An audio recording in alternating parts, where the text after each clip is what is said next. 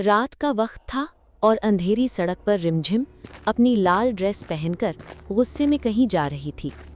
ओफो, ये माँ भी ना, जब भी मुझे किसी पार्टी में जाना होता है हमेशा मेरा मूड खराब कर देती है। तभी अचानक से रिमझिम का फोन बजता है। रिमझिम फोन उठाती है। ये उसकी सहेली मीना का फोन था, जिसकी बर्थडे पार्टी में वो जा रही थी। हाँ मीना, बस रास्ते में ही हूँ। एक भी ऑटो वाला नहीं मिल रहा, क्या करूँ?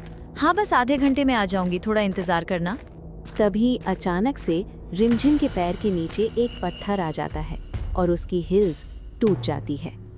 ओह नो, ये क्या हो गया? मेरी तो किस्मत ही खराब है। जब देखो तब कुछ ना कुछ बुरा ही होता रहता है। पहले ऑटो नहीं मिला और अब हील्स भी टूट गई। अब पार्टी तक कैसे पहुंचूं? और वहां पहुंच भी गई तो सब मेरा कितना मजाक उड़ाएंगे। रिमझिम को कुछ समझ नहीं आ रहा था कि वो क्या करे। टूटी हील्स में आगे भी नहीं बढ़ सकती थी। थोड़ा दूर चलने पर उसे कुछ नजर आया।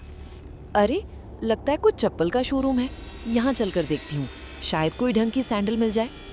रिमझिम उस शोरूम के अंदर घुस जाती है। अंदर लाइट जल रही थी, मगर उन्हें बेचने के लिए एक भी आदमी नहीं था। ओह माय गॉड, कितनी सुंदर हील्स हैं यहाँ, और कितनी सस्ती भी। ये शोरूम तो बड़े बड़े ब्रांड को भी फेल कर देगा। रिमझिम उन ब्लैक हील्स को पहनकर आईने में देखती है। ये उसी का साइज था, फेवरेट। ये हील्स तो मेरी ड्रेस के साथ मैच हो रही हैं, मैं इन्हें ले लेती हूँ। हाँ, एक्सक्यूज मी, कोई है क्या दुकान में? लेकिन बहुत बुलाने के बाद भी वहाँ कोई नहीं आता। ओफो, मुझे देर भी हो रही है। क्या करूँ? एक काम करती हूँ, कल दोबारा यहाँ आकर पैसे दे दूंगी। और फिर बिना कुछ सोचे समझे ही रिमझिम को ब्लैक हील्स पहनकर शोरूम से बाहर निकल जाती है। लेकिन बाहर निकलकर अचानक से उसे कंधे पर थोड़ा भारी महसूस होता है। ये क्या? ये भारी सा क्यों महसूस हो रहा है? नहीं, ये सब छोड़ो, पार्टी में जाती हूँ। आज तो खूब एंजॉय करूँगी। रिमझिम एकदम खुशी खुशी पार्टी में पहुँचती है। हाय दोस्तों, देखो मैं भी आ गई। मीना, जन्मदिन की बधाई हो। लेकिन जैसे ही सब रिमझिम की तरफ देखते हैं, उनके होश उड़ जाते हैं। सब एक साथ चिल्लाते हैं, बचाओ, भागो भागो, चुड़ैल। क्या? ये क्या सब मुझे चुड़ैल क्यों बोल रहे हैं? रुक जाओ सब लोग। रिमझिम, क्या ये कोई कॉस्ट्यूम है? मगर मैंने तो ऐसा नहीं बोला था कि मैं कोई फैंसी ड्रेस पार्टी कर रही हूँ। क्या कॉस्ट्यूम? क्या यार रिमझिम, इतनी कमाल की नकली चुड़ैल कहाँ से बनाई? एकदम असली लगती है। हम सब तो डर ही गए थे। ये तुम सब क्या कह रहे हो? मुझे कुछ समझ नहीं आ रहा। मैं कुछ पीने जा रही हूँ। कंधे पर बैठी चुड़ैल डरावनी आवाज में कहती है, जरा एक कॉकटेल मेरे लिए भी तो मंगवा देना। ये डरावनी आवाज सुनकर रिमझिम के रोंगटे खड़े हो जाते हैं। डरते हुए वो सामने लगी आईने में देखती है और उसके होश उड़ जाते हैं। उसके कंधे पर सचमुच एक चुड़ैल बैठी हुई थी। आह, बचाओ। रिमझिम की चीख सुनकर पूरे हॉल में सन्नाटा छा जाता है। सब लोग उसे घूरने लगते हैं। लेकिन रिमझिम को चिल्लाते हुए देखकर मीना उससे पूछती है, अरे रिमझिम, क्या हुआ? इतना क्यों चिल्ला रही है? रिमझिम कुछ बोल नहीं पाती। उसका चेहरा दर्द से सफेद पड़ चुका था। चिल्ला क्यों नहीं है? अभी तो खेल शुरू हुआ। रिमझिम घबरा जाती है और डर के मारे वो भागती हुई पार्टी से बाहर निकल जाती है। नहीं, ये मेरे साथ क्या हो रहा है? चारों तरफ अंधेरा और सन्नाटा था। तभी उसके कंधे पर बैठी चुड़ैल कर्कश से हंसती है। भाग ले जितना भगाना है, लेकिन मैं तो यही हूँ और यहाँ से कहीं भी नहीं जाने वाली। तुम कौन हो और मुझसे क्या चाहती हो? वो चोरी करके बड़ी जल्दी भूल गई है। मैं वही हूँ जिसकी चीज तू चुरा कर अपने साथ ले आई है। क्या मतलब? देखो तो भोली को ये जो तूने पहन रखी है मेरी और तू इन्हें मेरी दुकान से चुरा कर लाई। नहीं, मैंने चोरी नहीं की। मैं तो पैसे देने वाली थी, लेकिन वहाँ दुकान पर कोई था ही नहीं, तो मैंने सोचा कि मैं कल आकर पैसे दे दूंगी। मुझे देर हो रही थी इसलिए।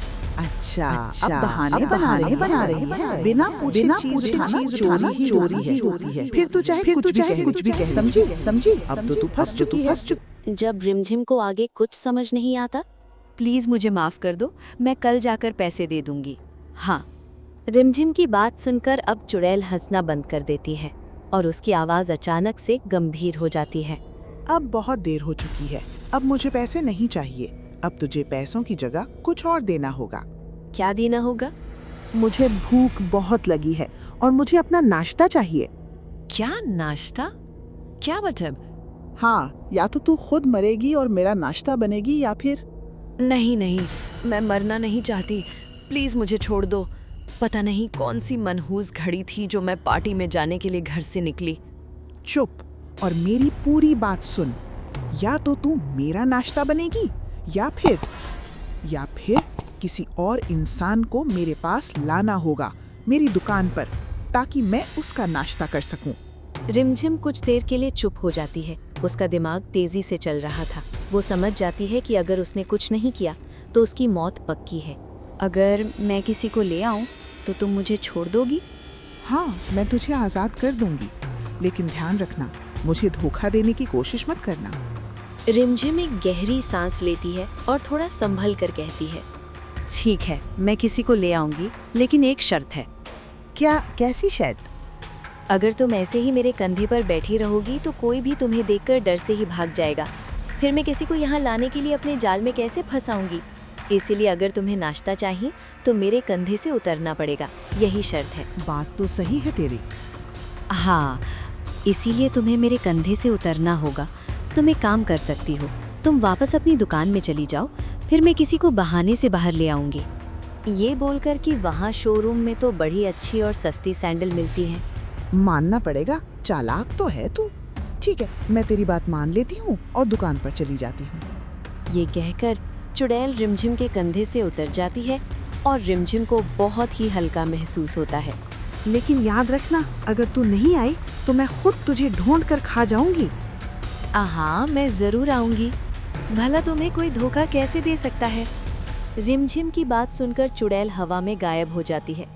रिमझिम कुछ सेकंड तक वहीं खड़ी रहती है, फिर अचानक वो पूरी ताकत से उल्टी दिशा में दौड़ने लगते हैं। वो भागते भागते दूर निकल जाती है। उसके चेहरे पर डर के साथ साथ थोड़ी राहत भी थी। उसी रात रिमझिम अपने घर वालों के साथ शहर छोड़कर भाग जाती है, लेकिन अगली रात उस सुनसान सड़क पर वही चप्पल की दुकान फिर से खुली हुई थी और अंदर अंधेरा कोने में वही चुड़ैल खड़ी थी, क्योंकि वो अभी तक रिमझिम का इंतजार कर रही थी। जिसने मुझे धोखा दिया वो काम से गया। तभी एक दूसरी लड़की श्रेया वहां से गुजरती है। वो धीरे धीरे दुकान के अंदर चली जाती है। आज एक और मेहमान मिल गया मुझे, मेरा नया शिकार।